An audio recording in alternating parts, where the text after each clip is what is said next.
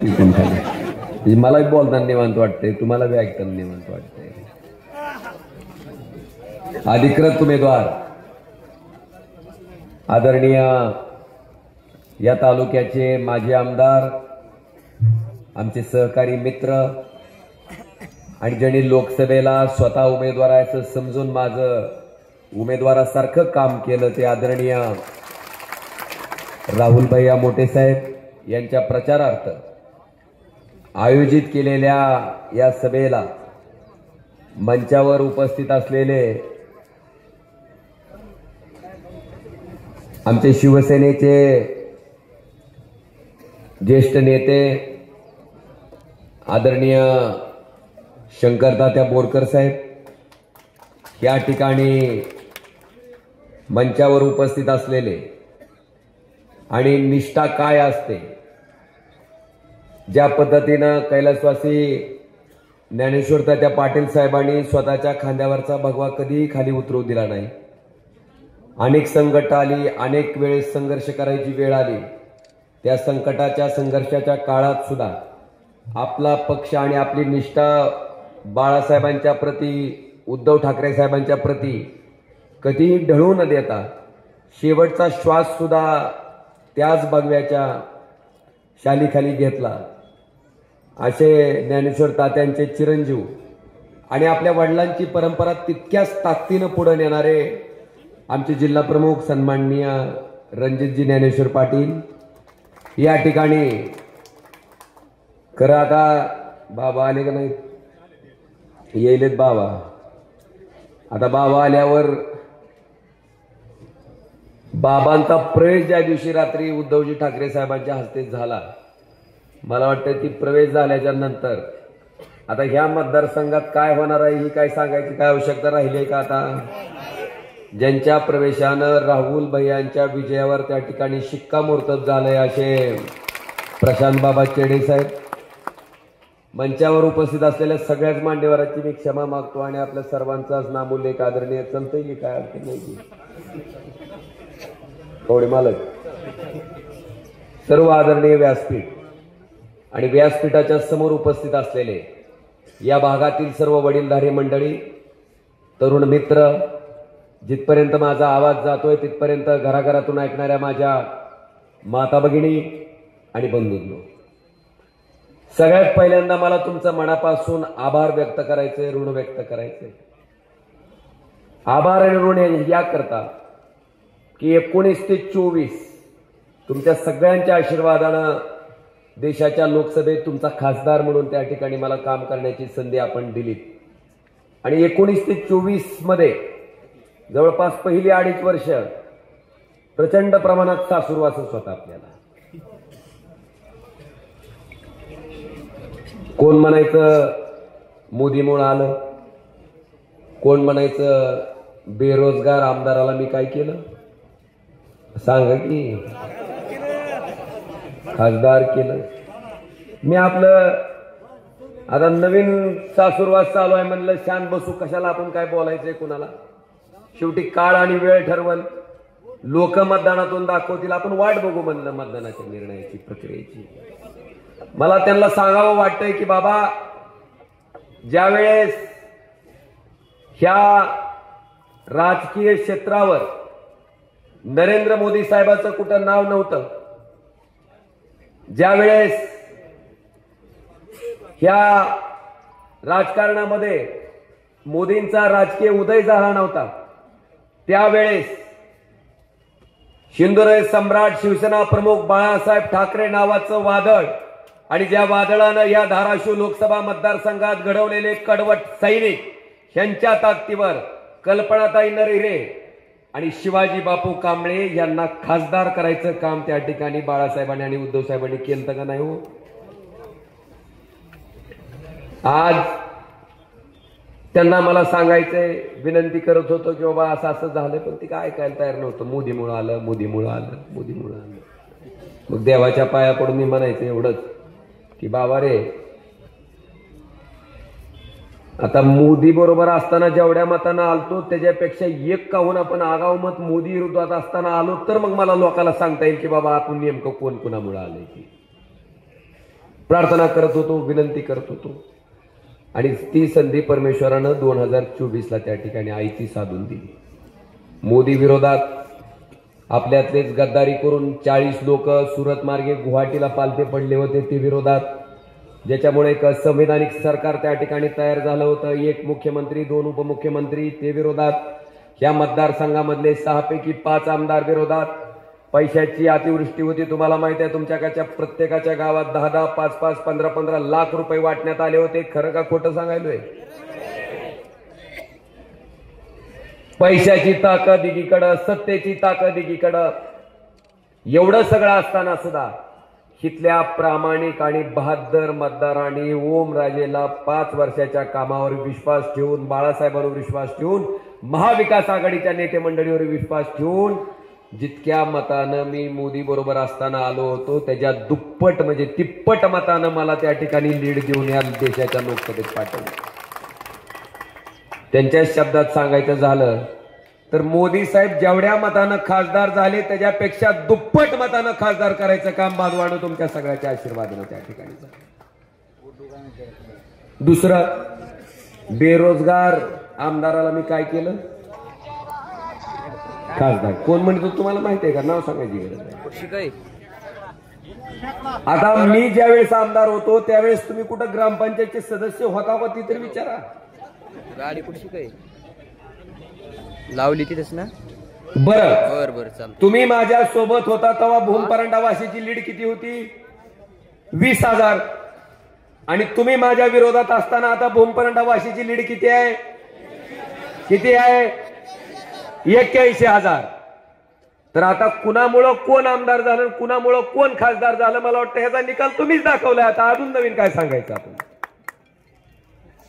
का अजून परत भाषण करायचं? त्याच्यावर काहीच आवश्यकता नाही.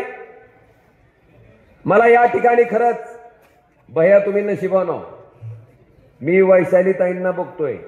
पवार साहेबाच्या सभेत सुद्धा तुमच्या अर्धांगिनी पुढंच होत्या, श्रोत्यात बसलेल्या. आणि आज सुद्धा मला वाटतंय आपल्या पाठीमागं नारी शक्ती, आपली अर्धांगिनी, आपली जर सोबती असेल तर जगातली कुठलीही ताकद भैया तुम्हाला त्या ठिकाणी हरवू शकणार नाही. ही शक्ती तुमच्या पाठीमागं आहे. मोठ्या ताकदीनं वैशालीताई त्या ठिकाणी माझ्याही प्रचारात अगदी स्वतः उमेदवार असल्यासारखं पायाला भिंगरी राहून ताई त्या ठिकाणी फिरल्या होत्या. मला वाटतंय माझ्या बहिणीचं ऋण चुकवायची माझी आता वेळ आहे, माझी जबाबदारी आहे. आणि भैया निश्चितपणे तितक्याच ताकदीनं तेवढेच परिश्रम घेऊन आम्ही तुम्हाला या मतदारसंघातनं परत एकदा आमदार म्हणून पाठवल्याशिवाय त्या ठिकाणी स्वस्थ बसणार नाही, हे सुद्धा मी आवर्जून या ठिकाणी सांगतो. बरेच लोक आहेत. आता 2.5 वर्षापूर्वी महाराष्ट्रात काय झालं बघितलं का नाही तुम्ही? काय झालं? सहलीला विद्यार्थी जात येत,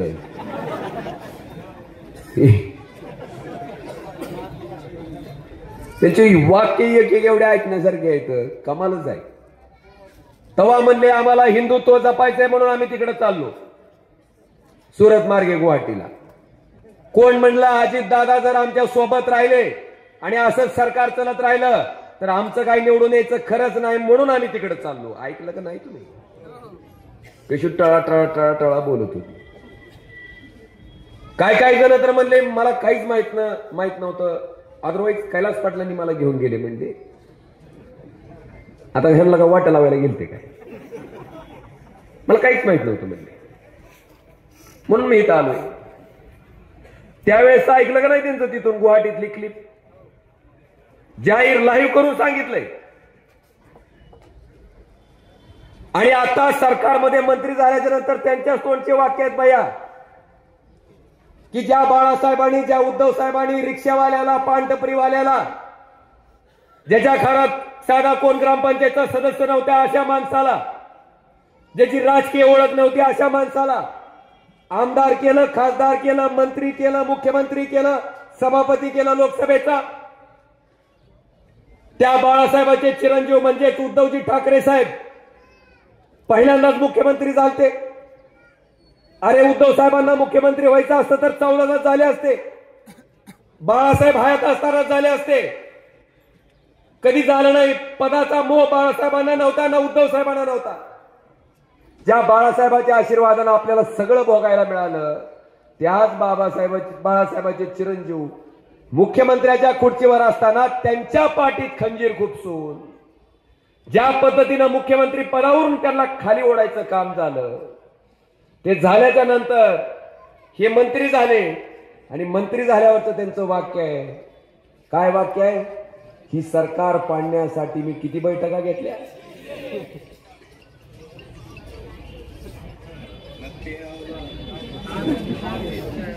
काय ह्याला ह्याला ह्याला म्हणतात का माणूस की म्हणतात का? आता ह्या वृत्तीचा माणूस आहे. ज्या माणसाला संधी दिली त्या नेतृत्वाचं घेणं देणं नाही.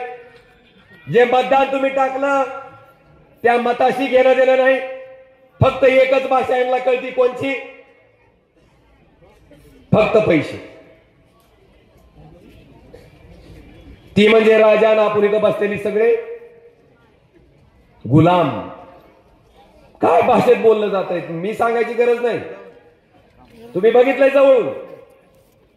ह्या पद्धतीनं जर माणूस बोलत असेल, जी माणूस म्हणत होता की मला माहित नव्हतं कैलास दादांनी मला घेऊन गेले आणि आता म्हणते की ती सरकार पाडायसाठी मी 150 बैठका घेतल्या, नेमकं खरं कोणचं? तुम्हाला ती बॉलिवूड माहिती आहे का? बॉलिवूड हिरो हिरोईनचं, त्याच्यात एक राखी सावंत नावाच्या भगिनी येतात. बाबा बॉलिवूड मध्ये राखी सावंत आहेत आणि राजकारणात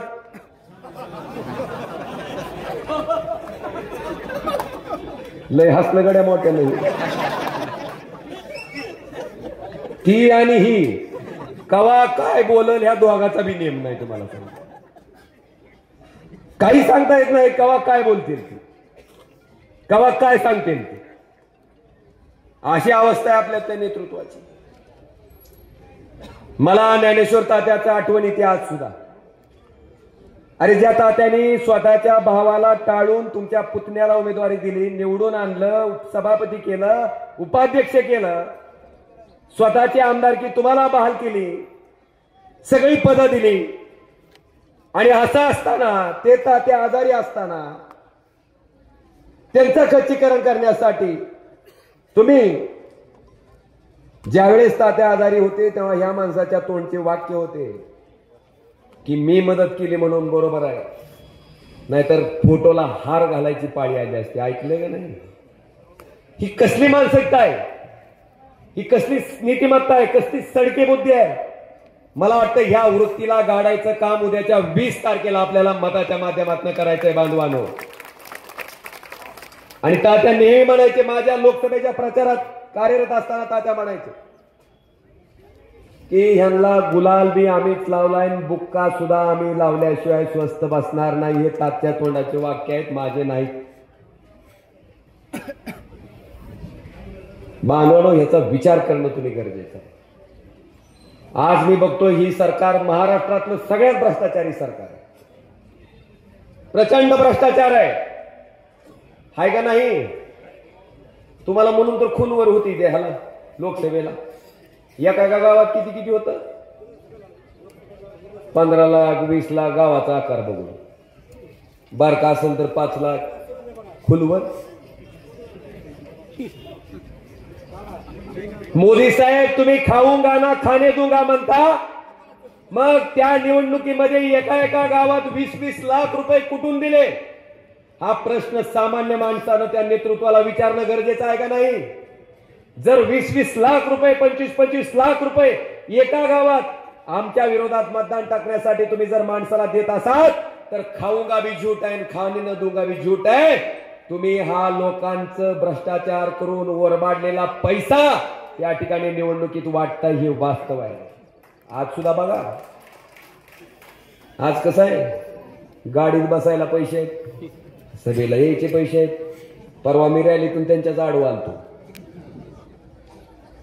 तुम्ही विरोधकाच्या रॅलीतून अर्धा किलोमीटर येऊ शकता का? ओमराजे पट्ट्या येऊन जाऊन दाखवले. एकानं सुद्धा म्हणलं नाही, सगळी चेहऱ्यातून खून म्हणतो उगो 20 तारखेस तुला आम्हाला आंघोळ करून घेऊ दे म्हणली. तो दादा 20 लाख तुतारी वाजवणाऱ्या माणसाचं बटन दाबून ह्याचं कसं दाखवायचं ते दाखवतो म्हणजे काय काळजी करू नका. आपण का गप काय झालं दम लाव काय की आता निवडणूक झाली हा.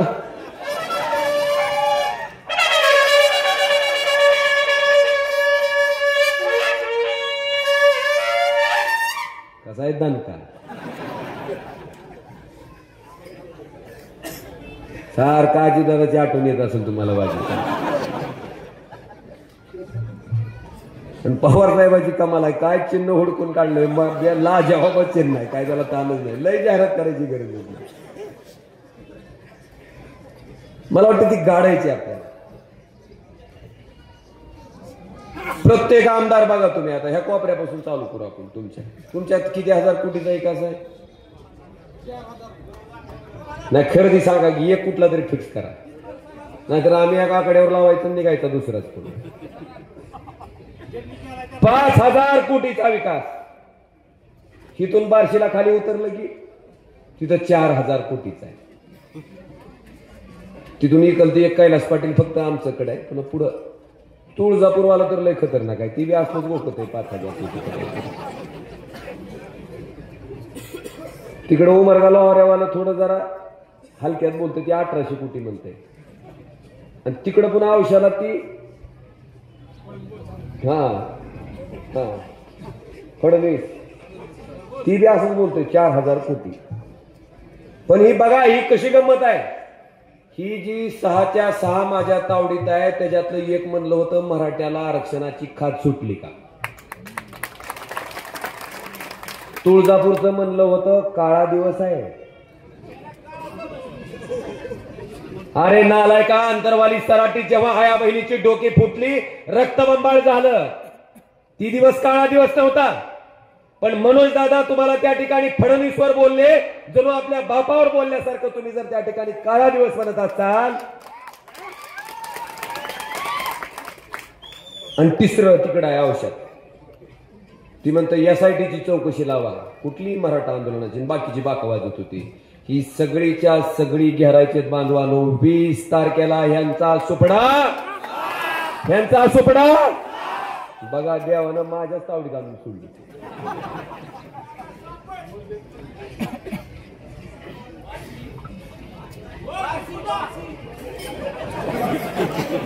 तुम्ही बहुतेक भाषण जरा नीट लावून ऐका ना काय की मी बारशी घेतलं नाही का नाव.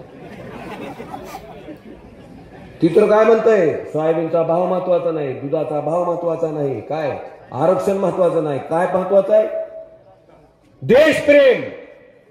म्हणलं आता तुम्ही लगेच कपडे काढा मिलिटरीत भरती हो ना म्हणा आम्ही सुद्धा म्हणतो देशप्रेम. मान्य करू की आपण आजच आमदारकीचा राजीनामा द्यायचा आणि लगेच बंदूक घेऊन लढायला ट्रेनिंगला तयार व्हायचं. देशप्रेम सगळं स्वतःच्या स्वार्थासाठी चालू. विकासावर होता 5,000 कोटीच्या. आता मी आलो इटकुरून बाबा खरं रोहित दादाचं भाषण मला सगळं ऐकायला भेटलं असतं पण काय झालं इटकुरून निघाल्यापासून वाशीला येतो एवढा विकास भेटला. प्रत्येक गरदाडात आपल्याला की म्हणायचं तानाजी सावंतचा विकास आपलं तानाजी सावंत. ड्रायव्हरला सुद्धा विचारलं म्हणलं असं का करायची रे गाडी म्हणलं सरळ चल ना म्हणलं शापाशी. दादा म्हणलं अवघड झाले का ग माय म्हणला सावंत साहेबाचा विकास किती कोटीचा 5,000 कोटीचा. ती गरदाडाने लपलाय म्हणली आणि गाडी त्या गरदाडात गेली की खालून दणकट येत आहे म्हणला लगेच. मग ती सारखी गाडी अशी चलती म्हणते कमळाबाई.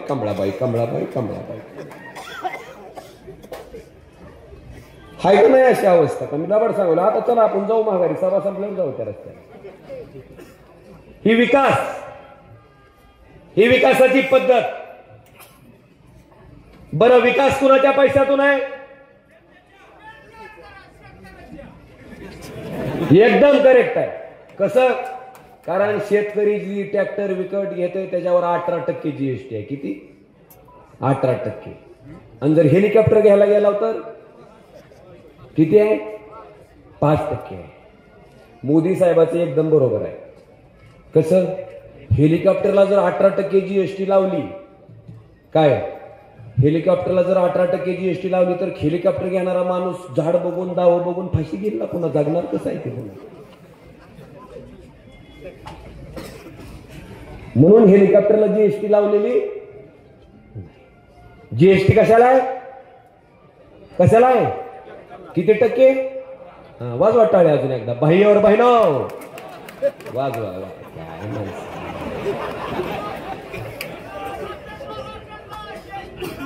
त्यांना काबाई पोटात असून शेतकरी आठवायला ही ती कमाल आहे. त्यास कसं आहे शेतकरी? खरं आहे त्यांचं. सगळा पैसा तुमचा आहे. टॅक्स भरता. इथं दुकानदार आहेत बघा जीएसटी न किती भरतो. बिस्किट पुडा घ्या, हो, पेस्ट घ्या, ब्रश घ्या, कापड घ्या, माणूस वर गेल्यावर पोचवायचं सामान घ्या. दुसरा अजून सांगतो बाबा, बियादाणे असतात का? बियादाण्याला 18% जीएसटी आहे. बियादाणे आपलं द्राक्षापासून तयार करतात. इतकं शेतकऱ्यावर प्रेम आहे या सरकारचं. तुम्ही असंच प्रेम करीत राहा. शेतकऱ्याची कुपाटी लावल्याशिवाय ही सरकार गप्प बसत नाही. बघा तुम्ही फक्त प्रेम करा. इतकी वाईट वेळ शेतकऱ्यावर आणली. सोयाबीनची परिस्थिती तीच आहे. हाय का नाही? का लबाड सांगायलोय मी? बाईवर बहिणो किती रुपयाला विकायला सोयाबीन? 3500, 3000. मग काय आता 1000 व्हायची वाट बघायची का? 11,000 रुपये क्विंटलचं सोयाबीन आज तुम्हाला 3500 ने विकायची पाळी आहे. 4000 ने विकायची पाळी आहे. एक क्विंटलला 7,000 रुपयाचं नुकसान आहे. 7,500 रुपयाचं नुकसान आहे. बारक्यातला बारका शेतकरी जरी घेतला तरी 10 क्विंटलचं तरी निघत असेल की सोयाबीन. 10 क्विंटल तरी बारक्यातलं बारक 10 क्विंटलच्या सोयाबीनचा हिशोब घातला तर 70 ते 75,000 रुपयाचं नुकसान त्या बारक्या शेतकऱ्याचं झालंय, त्या दाजीचं झालंय. आणि फोन करून आमदार साहेबांच्या ऑफिस मधून येत आहे, लाडक्या बहिणीचे 1,500 मिळाले का? तुम्हाला जर फोन मधून हाणायची सोय असती किती निबार धुतला असता हो. अरे नालाय का? आमचं 75,000 रुपये हाणलेत आणि बहिणीचे किती आले म्हणून सांगतो? 1500. बरं 1,500 सुद्धा कधी मान्य केलं असतं? तुम्ही मुख्यमंत्री एकनाथ शिंदे साहेब ज्या दिवशी त्या खुर्चीवर बसलात त्या दिवशीपासून जर आमच्या बहिणीला 1,500 रुपये द्यायला चालू केले असते तर इथं व्यासपीठावर आणून तुमचा सत्कार आणि सन्मान केला असता आणि म्हणलं असतं वार गबरू ह्याला खरंच बहीण लाडकी. तवा नाही आठवली बहीण, तवा नाही चालू केली पगार. कधी चालू केली? लोकसभेला पाटाळात रुमन. तसं नका की बोलू.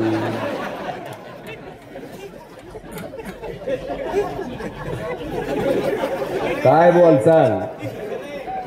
नाही खरं आहे. पण आता इथं कसं म्हणून आमच्या महिला भगिनी बसलेत पलीकडे.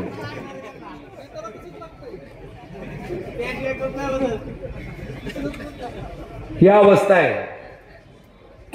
बांधवण्याचा विचार करा तुम्ही. त्या दिवशी नाही दिले पैसे, पाठीत रुमन बसलं की बहीण आठवली आणि मग स्वतःची लाडकी खुर्ची धोक्यात आहे लक्षात आल्याच्या नंतर बहीण आठवली आणि लाडकी खुर्ची वाचवण्यासाठी लाडकी काय आणली? ही कबूल आहे का? तेव्हा ओम राजे भाषण करायचं म्हणून कधीच करत नाही, कुणावर टीका करायची म्हणून करत नाही. जी वस्तुस्थिती आहे, जे खरं आहे ते प्रामाणिकपणे ओम राजे सांगते. आहे का नाही असं?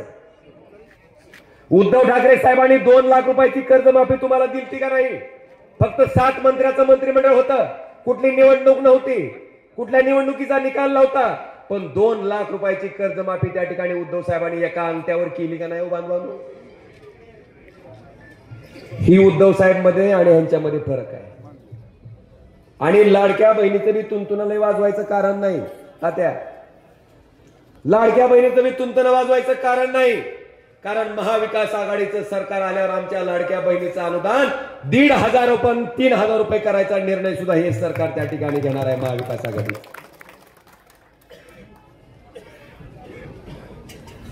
काही लोकांना तर इतकं श्रेय आहे, श्रेय घ्यायचं. आता मी आहे एकटा खासदार, पण तुम्ही मला खासदार केलं, तुम्ही जीएसटीचे पैसे देता, तुम्ही मला अधिकार दिला म्हणून आम्हाला तुमचे पैसे तुमच्यासाठी खर्चाचा अधिकार मिळाला का नाही हो? मग आपलं माझं म्हणजे लोकप्रतिनिधीचं तुमच्यासाठी तुमच्या पैशातून काम करणं ही कर्तव्य आहे का उपकार आहे? कर्तव्य. ज्या आईबापाने आपल्याला जन्म दिला त्या आईबाप लहानाचं मोठं केलं, आपलं लग्न केलं आणि आपल्या आईवडिलांचं वय होतंय, वृद्ध होते, मग आपण आपल्या आईवडिलाला सांभाळत असताना आपण काय नारळ फोडून सांभाळतो? आपण कुदळ मारून सांभाळतो? आपण जाहिरात करून सांभाळतो? जर असं केलं तर लोक शेण घालतील का नाही तोंडात? का? अरे त्या आईबापाला सांभाळणं तुझं कर्तव्य आहे. जसं आईबापांनी जन्म दिल्याच्या नंतर आईबापाला सांभाळणं मुलाचं कर्तव्य आहे, तुम्ही आम्हाला मतातनं जन्म दिल्याच्या नंतर खासदारानं आमदारानं तुमच्याच पैशातून तुमच्यासाठी काम करणं सुद्धा कर्तव्य आहे, उपकार नाही. आणि ही श्रेयचीच कुत्तरोड आहे. भया आमच्याकडचं तर तुळजापूरवरून लय काय तुम्हाला सांगतो. आता रेल्वे कोणाकडे असते हो? कुणाकडे असते? केंद्र सरकारकडे. त्या रेल्वेचं सुद्धा कुदळ मारायला गेलं बघा तुळजापूरचं. नारळ फोडून आलंय. सांगा हो, तुम्ही सांगा. इथं बसलेल्या व्यासपीठावरच्या पाहुण्यारावांतर सांगा बाबा रेल्वे कोणाचं?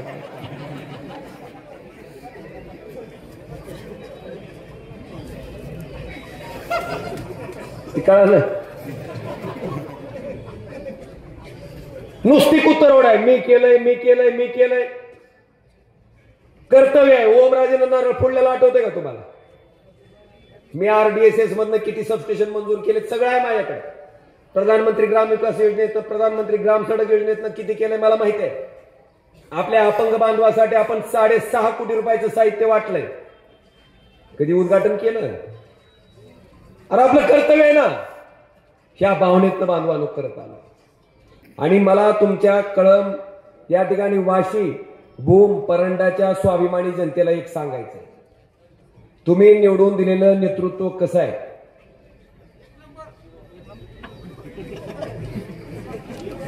आता एक संदर्भ सांगतो तुम्हाला. बरं झालं एक नंबर मध्ये आमचे माने साहेब तिकडे उभे आहेत औषधातून.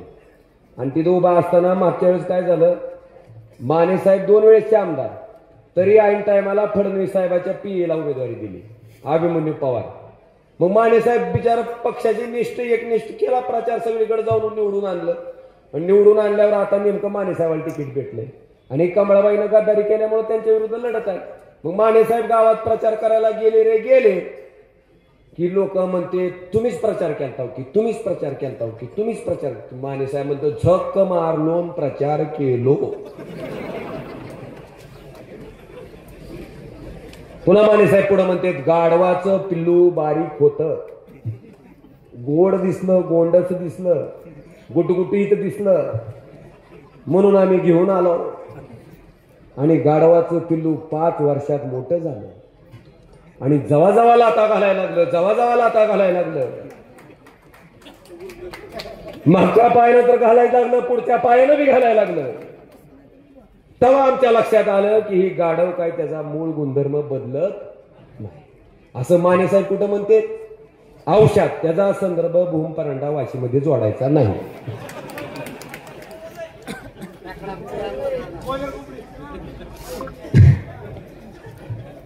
तुम्ही जोडला तर माझी चूक नाही. ही परिस्थिती आहे बांधवांना. भूम इतकं चांगलं आहे, कुठे गेलं ती? गाढवाचं पिल्लू.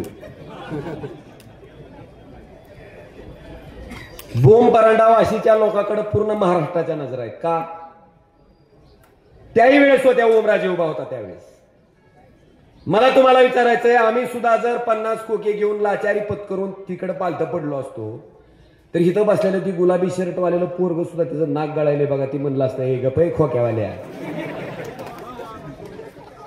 काय मला उत्तर होतं?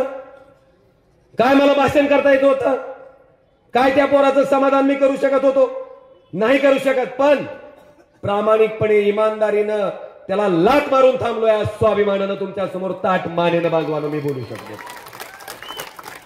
नसतील पैसे आमच्याकडं, नसतील खोके आमच्याकडं, पण प्रामाणिकपणाची, इमानदारीची आणि निष्ठेची फार मोठी शिदोरी बांधवानं आमच्या पाठीशी आणि त्याचा अभिमान आहे, आयुष्यभर राहील. म्हणून त्या ठिकाणी इथं समोर उभे आहे. तुमचा सुद्धा बघत असताना लोक काय बघतेत, अरे ओमराजेच्या विरोधात पंतप्रधान होतं, ओमराजेच्या विरोधात एक मुख्यमंत्री 2 उपमुख्यमंत्री होतं, इथले 6 मधले 5 आमदार विरोधात होते, ते आमदार एवढे पैसे लावत होते, तरी सुद्धा इथल्या स्वाभिमानीनं जनतेनं त्याची लाचारी न पत्कारता मशालीच्या पुढचं बटन दाबून त्यांना त्यांची अवकात दाखवून द्यायचं काम केलं. मान कुणाची वर झाली? ज्याला निवडून दिलं त्याची बी आणि ज्यानं निवडून दिलं त्याची बी. लोक मला विचारतात, अरे लय पैसे आहेत. म्हणलं पैसे घेऊन, तुमचं वाक्य, पैसे घेऊन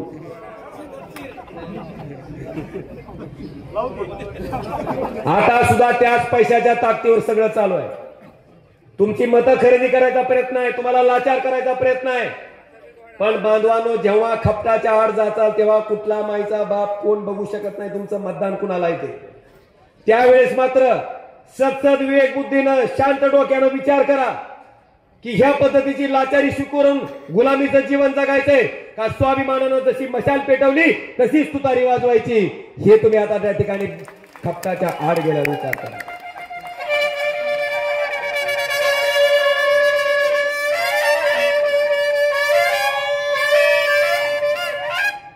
टाइम तर आहे ना सभेचा? तुमचं चांगलं तुम्ही पारायणच ठेवलंय मग. 4 वाजेस्तोवर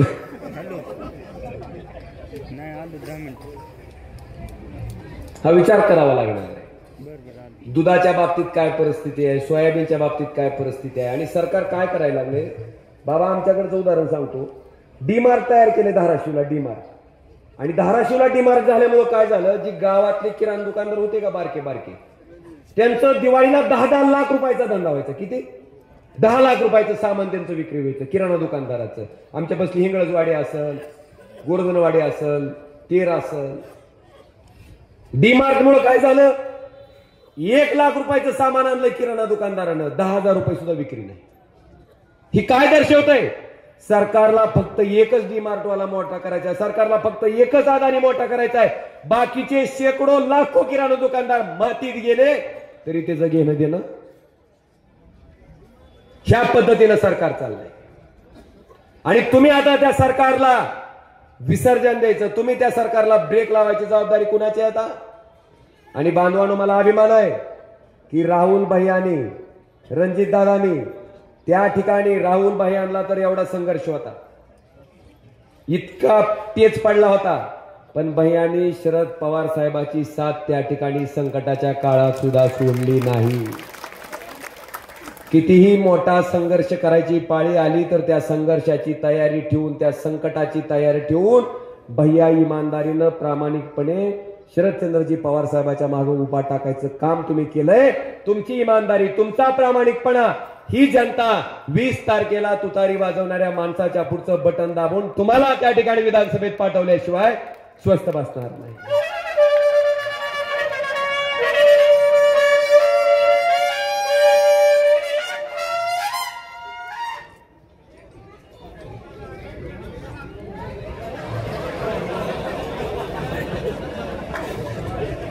बाबा सारखं काही लोक म्हणाले ते भांडण ऐकली नव्हती का? दिवाळीच्या टायमाला रील लय व्हायरल झाला बघा. शंकरपाळ्या होता का नाही? 2 पोरं भांडत होती बघा. तुला बघून घेईन, एका चापटीतच खाडी पाडीन, दुसरी लागू बी देणार नाही. बघितला का नाही? बघितलं नाही काही? तसंच काम झालंय बाबा. आता कोणी काय बघून घ्यायचं कोणाला? तुम्ही सांगितलं कोण कोबरा नाग आणि तुम्ही कसलं गारुड्याव त्या दिवशी सांगितलं. आता मी कोण कुणाला बघत नसते.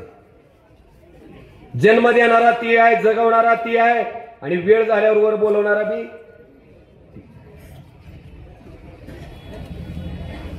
मी अजून परत त्याचा वाक्याचा पुनरुच्चार करतो.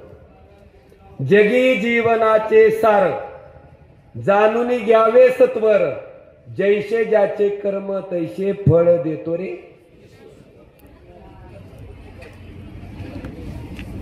मुद्दई लाख बुरा चाहे तो क्या होता है, मुद्दई लाख बुरा चाहे तो क्या होता है, जो होता है वो मंजूर खुदा होता है. तुम्ही आम्ही कोण कुणाचं काही बघू शकत नाही. तुमचं कर्म कसं आहे ते वरून परमेश्वर बघायला आणि त्या कर्मापळ तुम्हाला झटका देणार म्हणजे देणार. तुम्ही काळजी करू नका. आमचं काय बघणार आहोत म्हणून. आमचं काय उपटला तर कांदा नाही तर पाक. आमच्याकडे काय गबाळ आहे का? गबाळ असतं तर आम्ही सुद्धा बाजींच्या वॉशिंग मशीन मध्ये असं कॉलंटी उडी घेऊन पडला असतो की स्वच्छ कर लवकर आम्हाला म्हणून. न पैशाची अपेक्षा आहे. ती असती तर 50 खोके घेऊन शेण खाल्लं असतं. पैशाची बी अपेक्षा नाही. काय काळ आहे त्याची बी भ्या नाही. म्हणून तर खुट्टा राहून ठाम इथं उभारला. कुणाच्या बापाला आम्ही घाबरत नाही.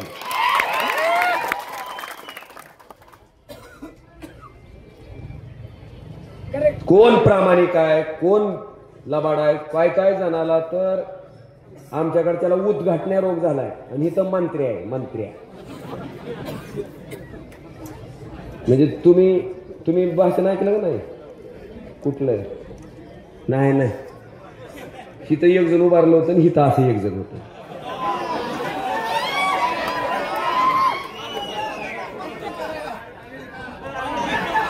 पडला टपा पडलाय तुमचा. महागून कसं होतं ते ट्रॅक्टर उसाचं चढवलं गेल्यावर कसं दुसरं वडत त्याला. ती पुन्हा सांगतो.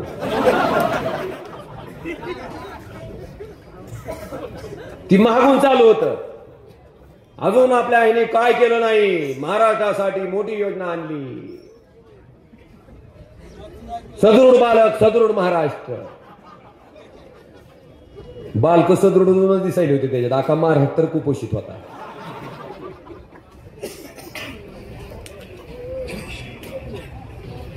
पंढरीची वारी.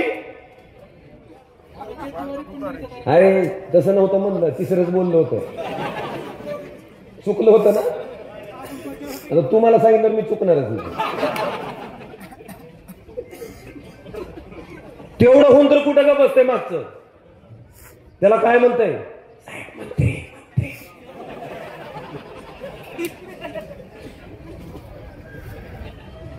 तुम्हाला अंदर की बात माहित नाही. पुन्हा सांगेन मी अंदर की बात काय. म्हणजे किती आग आहे. तुमची सेवा करण्यासाठी नाही, पद तुमच्यासाठी नाही, स्वतः मंत्री होण्यासाठी. मंत्री झालं तरच त्यांचा श्वासोश्वास चालू राहतो. मंत्री करणार म्हणलं श्वास झाला बाबा माझा. मी बाबा ओ भैया आपण माझे आमदार होता. आपला श्वास बंद पडला का? आरामात चालू. ही मंत्रीपद, ही आमदार, ही खासदार कुणासाठी आहे? तुमच्यासाठी आहे. तुमच्यासाठीच जडायचं पद आहे. हे मिरवायचं नाही. कुणी कसं वापरायचं त्याच्या वृत्तीवर अवलंबून. पण बांधवानो आम्ही त्या ठिकाणी प्रामाणिकपणे 5 वर्ष राबलोय का नाही? कडपस्तोर. आपल्याकडे काय त्यांच्यासारखे कारखाने बी नाहीत 7-8 ना त्यांच्यासारख्या शैक्षणिक संस्था बी नाहीत. तरी सुद्धा एक सामान्य पोरग 5 वर्ष तुमच्यापैकी एक आहे समजून तुमच्यासाठी काम करत आलं. बांधवानो मी एवढा साधा आहे का नाही? आता कालच उदाहरण सांगतो. औषधाच्या सभेला उद्धव साहेब आले. औषधाच्या मला पोलीस जाऊ दे ना. ती म्हणलं जा पुढे जाऊन बाजा. इकडे कुठे चालला म्हणलं स्टेजवर. म्हणलं खासदार आहे मला भाषण करायचं भेटे ना असं काय. ती मला असं खालून वर बघते. असला खासदार असते का? म्हणलं चल बघ. आता खासदारासारखं दिसतच नाही खालच्या बुडापासून वरपासून. मग दुसऱ्या पोलिसांना सांगितलं अरे नाही 2 वेळचा आहे म्हणजे ह्याला जाऊ दे म्हणजे. तेव्हा वर गेलो. सांगायचा मुद्दा तात्पर्य काय की आम्ही आमच्या पदाचा अभिमान, आम्ही आमच्या पदाचा माज कधी दाखवला नाही. ही पद तुमच्यासाठी आहे. तुमच्यापैकीच आम्ही एक आहेत आणि तुमच्यासाठी राबण्यासाठी तुम्ही आम्हाला निवडलंय. त्या भावनेत आम्ही जगतो. आपल्याला तर इथं आल्यावर सुद्धा ह्या मामानं लगेच मला चालू केलं काम सांगितलं का नाही मामा भ्या वाटलं का कुठलं हा वाघ शिवासारखं काय खटदिशी सांगतो कुठलं का काम पडना आपल्या घरातल्या भावाला आपल्या घरातल्या मुलाला आपल्या घरातल्या नातेवाईकाला जितक्या अधिकारानं आपण काम सांगू शकतो तितक्याच अधिकारानं ओमराजे निंबाळकरला सांगू शकतो का नाही बांधवांनो तिकडं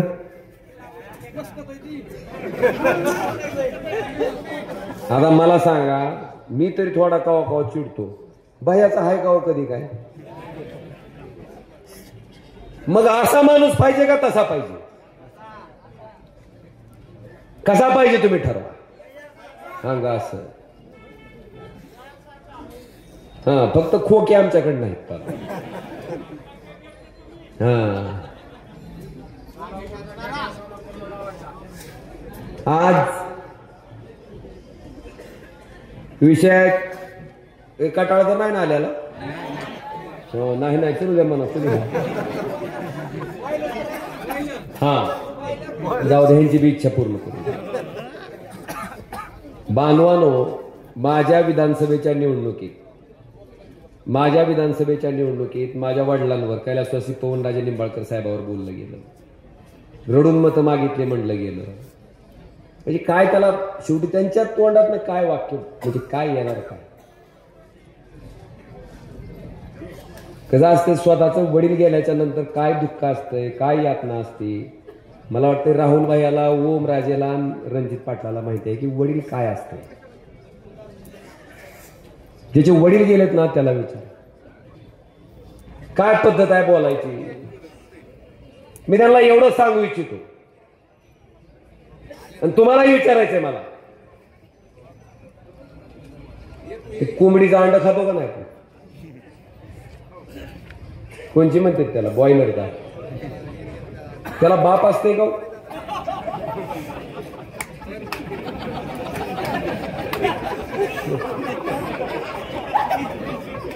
जरस वासरू त्याला असते का बाप आता बॉयलर कोंबडीची अंड्याची मानसिकता आणि जरशा वासराची मानसिकता असणाऱ्या माणसाला बापाबद्दल काय सांगावं आपण बोलायचं कशाला आपण न बोललेलं बरं तुझी फार इच्छा होती म्हणून मी सांगितलं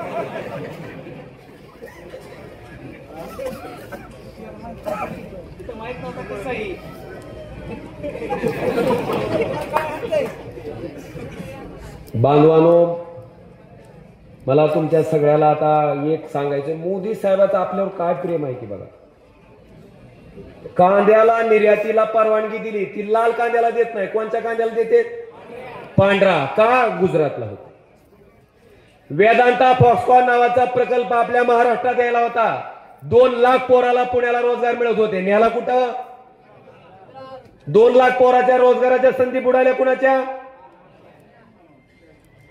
एक तरी बोललं का मुख्यमंत्री बोललं का उपमुख्यमंत्री बोललं बोलू शकत नाही मुख्यमंत्री तेवढं म्हणलं मोदीजी आणि म्हणून खरं म्हणजे ह्याच्या अपेक्षा मोठा प्रकल्प द्या आता का एकादशीचा काशीफळ भोपळा देतो ना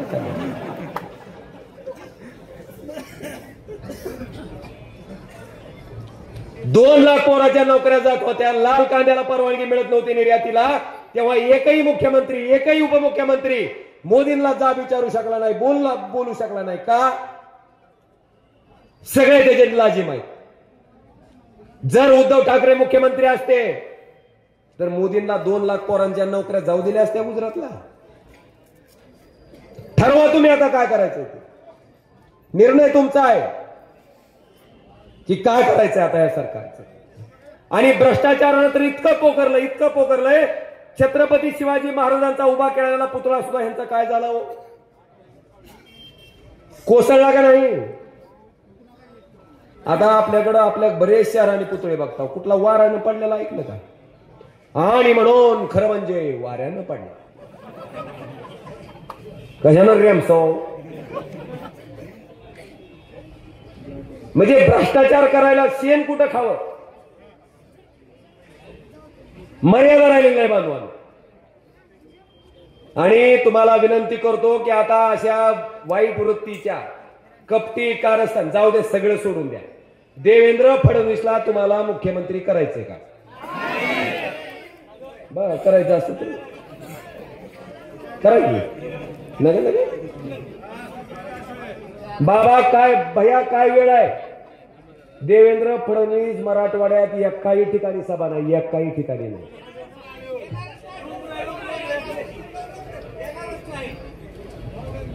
किती तुमची प्रतिमा गेली बघा. कपटी कारस्थानी, दुसऱ्याचे पक्ष फोडायचे, आमदार फोडायचे, ईडीचा दाब द्यायचा, सीबीआयचा दाब द्यायचा. आमच्याकडे आला तर बरं, नाहीतर तुला लगेच जेलत टाकतो म्हणायचं. काल सुद्धा बार्शीमध्ये नाकेश अक्कलकोटीवर तुम्हाला सांगतो इन्कम टॅक्सची धाड टाकली. काल तुम्ही का ताम्रपट घालून आलाव का? कधी जाणार नाहीत का तुम्ही वर? कधी सत्तेतून जाणार नाहीत? बांधवानो, इतक्या पद्धतीनं त्या ठिकाणी दबाव आणायचा प्रकार चालू आहे. ही सरकार आज इथल्या नेत्यावर दबाव आणतंय. ही सरकार आपण बघितलं असेल, एकनाथ शिंदे, अजितदादा पवार, भाई और बहनों, 70,000 कोटी का घोटाला किसने किया? मोदी साहेब म्हणले यांना शिक्षा देणं माझी गॅरंटी आहे, म्हणले का नाहीत? आणि मोदी साहेबांनी गॅरंटी कशी पूर्ण केली? कमळाबाईच्या मंत्रिमंडळात अजितदादांना कुठलं पद? उपमुख्यमंत्री पद. आणि खातं अर्थ खातं. म्हणले खाण्याचं ह्यांच्या इतकं चांगलं दुसऱ्याला. बोलताय काय, वागताय काय? आमचा तुमच्यावर रोष नाही, विश्वासानं आम्ही तुम्हाला बसवलंय. आता सुद्धा सांगतो, का नावून गेलंय. आपकी बार किती पार होतं? झालं का 400? डॉक्टर बाबासाहेब आंबेडकरांच्या संविधानानं मिळालेल्या मताची किती ताकद असते बांधवांनो, तुम्हाला अनुभवायला आली. 400 पार कशासाठी होतं? संविधान बदलण्यासाठी. लोकांनी त्यांना 350च्या 250च्या खाली ढकललं. 250च्या बहुमत सुद्धा मिळू दिलं नाही.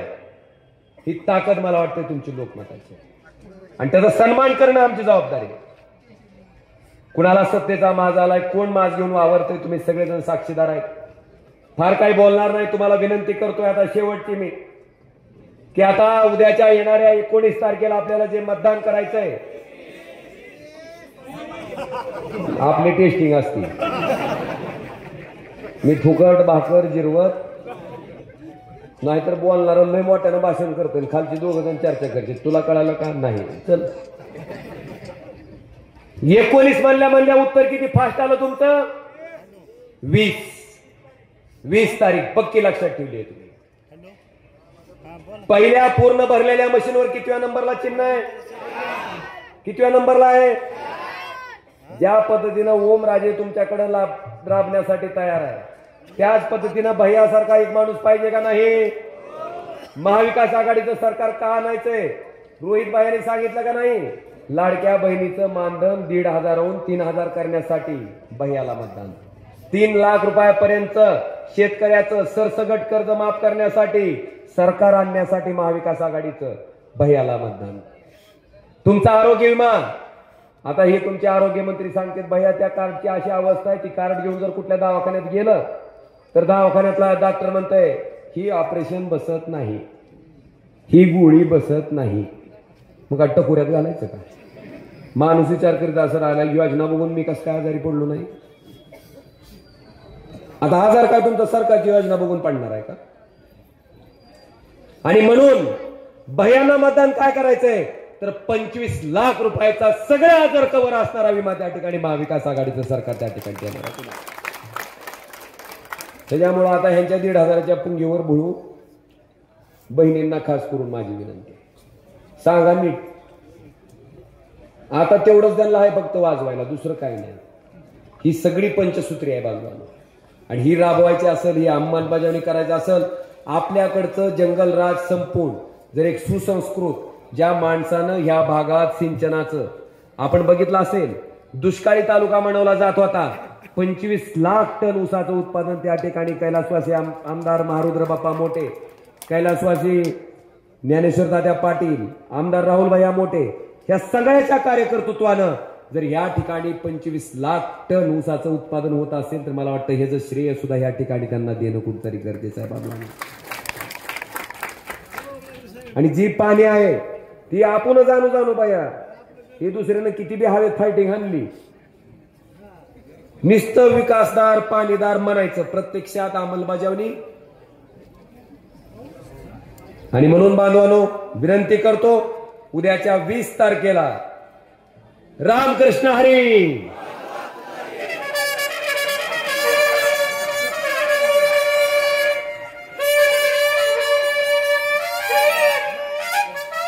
अजून दुसरं आहे काय, वाजवा तुतारी गाडा म्हणायचं. वाजवा तुतारी, वाजवा तुतारी, वाजवा तुतारी. जय हिंद, जय महाराष्ट्र.